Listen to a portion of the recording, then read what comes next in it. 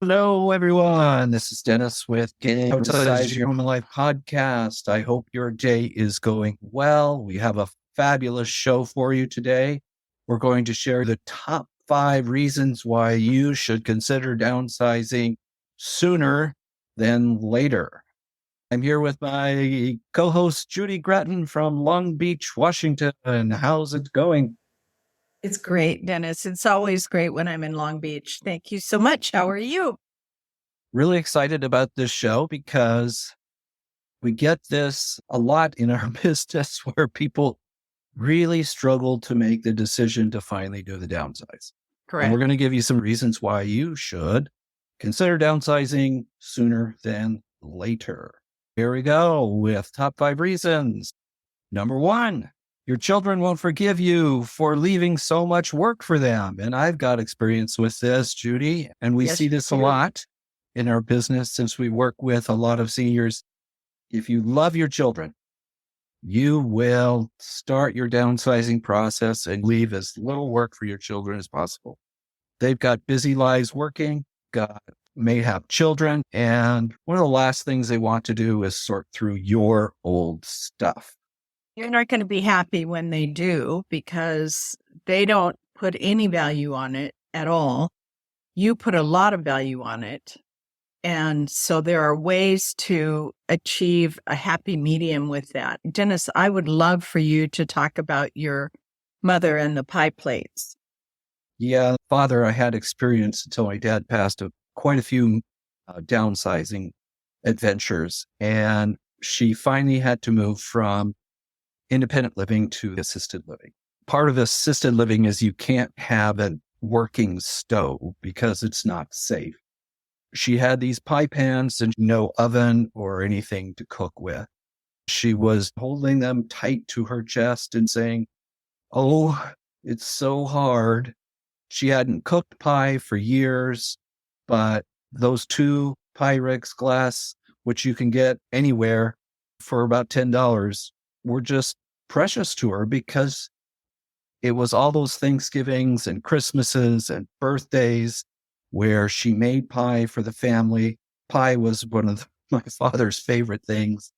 And even though she wasn't actively making pie, just the thought of giving up those pie pans was breaking a family tradition. It was breaking the memory of all that family history.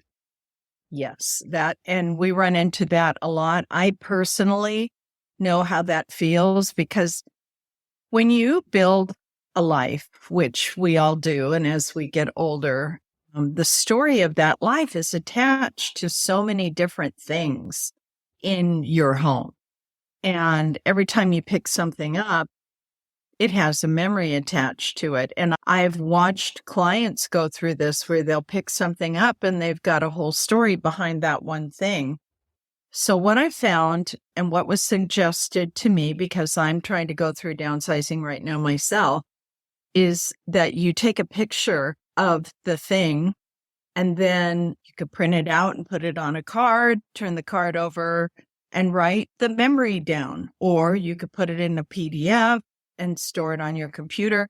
But tell the memory, tell the story, because when you're gone, that will be so precious to your family.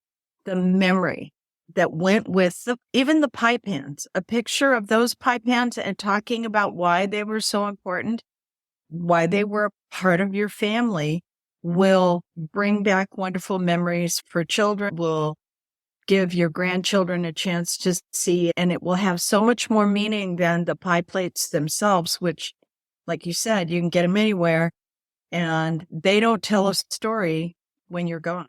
So that I'm trying to do that. And the other thing that we run into a lot is because these have such good memories, and because at the time you got it, it was probably more expensive and you had less money because you were new or whatever. Like China is a big one. And everybody thinks their China is worth a fortune because they probably paid a fortune for it. China is worth nothing. I talked to an estate sale person the other day, And they said, I have had Noritake china from occupied Japan after World War II. And that was my great aunt's. And nobody wanted it. And I finally had a friend who wanted it. And so I wrote out a little thing for her, who it came from originally, and then how it finally got to her. And I just said, I really hope that you will in turn find somebody else who really wants this china. And I gave it, and if she throws it away, it doesn't matter because I gave it away. So I have to let go of it. I have pictures of it, and I wrote the memory. A little tip for those who are helping someone downsize: be patient. I was not. I just could not understand these are common Pyrex. They were not antiques. They were nothing special. They were just glass.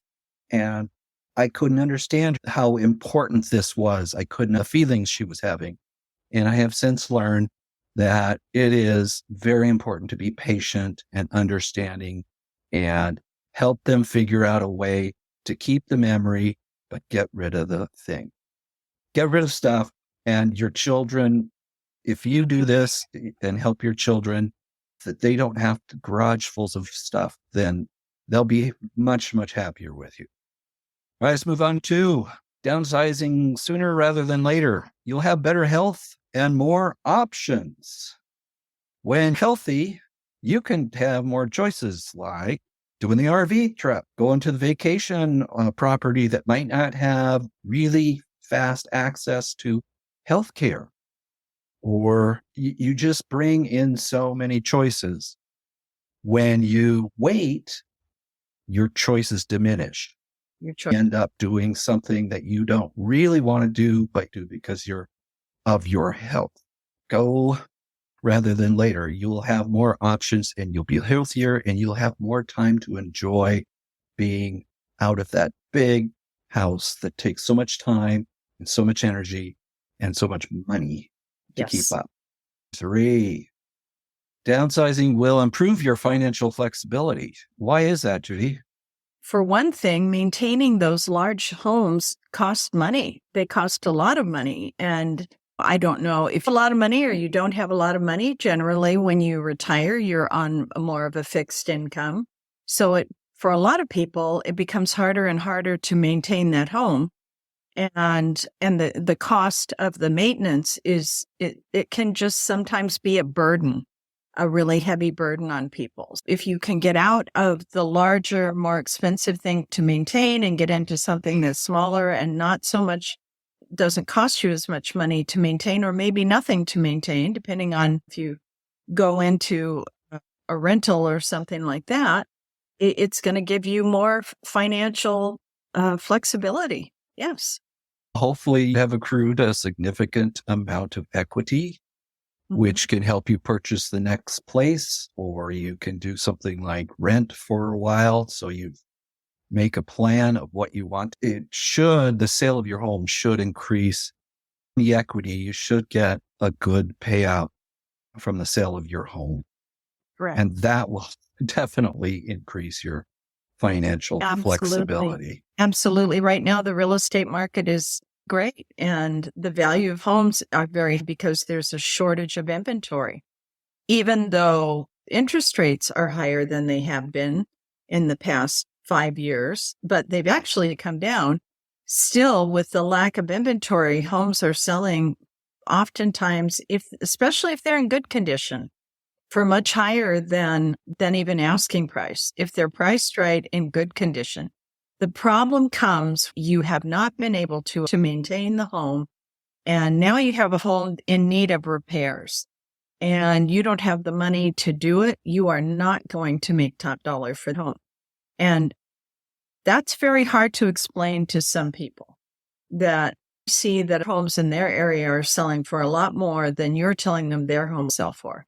But the problem is their home they have not been able to maintain it. Makes a huge done for the upgrades, keeping the roof correct, new, gutters clean and good repair, fresh paint. As you get older, you can't take care of the garden the way you used to, and so now the yard doesn't look good. It's just owning a home is it takes a lot of work to keep it up. Yeah. What would you want to, is that what you want to spend your time on? Spend on your weekend? No. Sometimes it's time to let that go away. Let somebody else take it on. Down to number 4. Downsizing will be easier now than later. You'll have more energy to do it and probably more time to do it. You can do it in a slow process if you start early.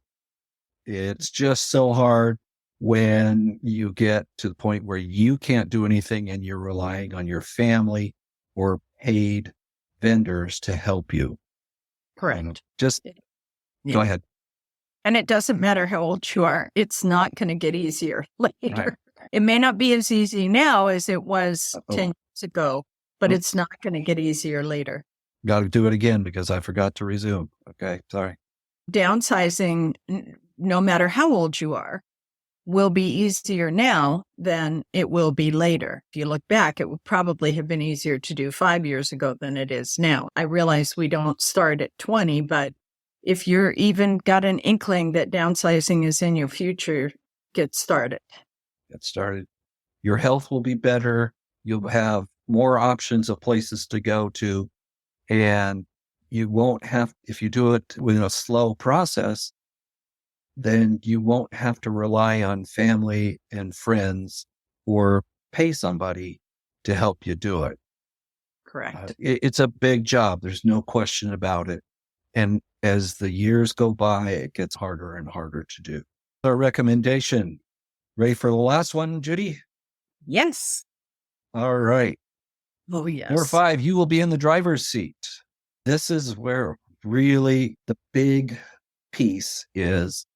People wait and then they have to go.